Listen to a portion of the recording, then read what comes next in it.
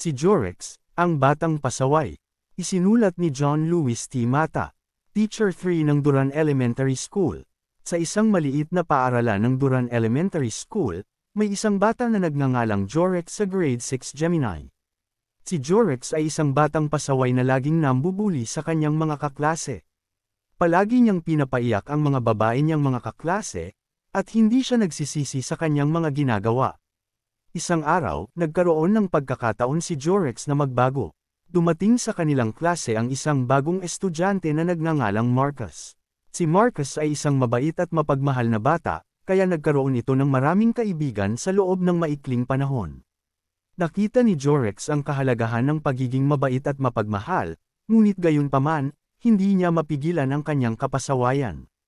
Patuloy pa rin siyang nambubuli sa mga kapwa niya bata, hanggang sa isa-isang nawawala ng gana ang mga kaklase niya na makipaglaro o makipagkaibigan sa kanya.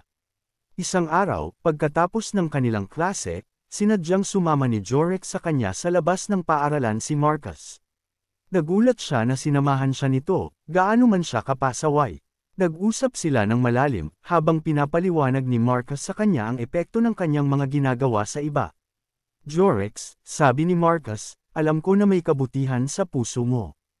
Kaya nga ako sumama sa iyo kahit na ikaw ay nambubuli sa mga kaklase natin. Gusto kong ipakita sa iyo na may pag-asa pa. Kaya sana, tulungan mo akong maunawaan ang mga pangyayari na ginagawa mo. Napaisip si Jorex sa sinabi ni Marcus. Sa loob ng ilang minuto, napagtanto niya ang mga kasalanan at pagkakamali niya. Naramdaman niya ang sakit na idinulot niya sa iba, at ngayon, gusto niyang magbago. Simula noon, tuluyan nang nagbago si Jorex. Nag-apologize at humingi siya ng tawad sa mga kaklase niya at tinanggap niya ang mga kahinaan niya. Tinulungan niya ring ipakita kay Marcus na siya ay nagbabago na. Sa loob ng mga sumunod na araw, nakita ng lahat kung paano naging mabait at mapagmahal si Jorex. Unti-unti, nagbago ang takbo ng buhay niya. Naging kaibigan siya ng mga dating biktima niya at natutuhan niya kung paano maging mas responsable sa kanyang mga kilos. Nang maglaon, tinanggap na si Jorex ng lahat ng mga kaklase niya.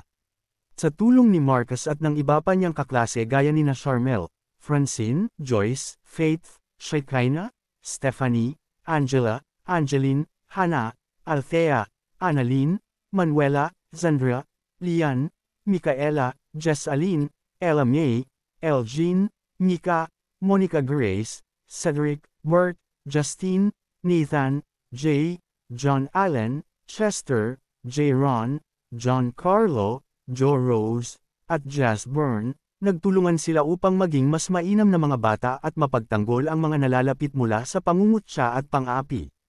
Ito ang kwento ni Jorex, ang batang pasaway na nagbago at naging inspirasyon sa iba.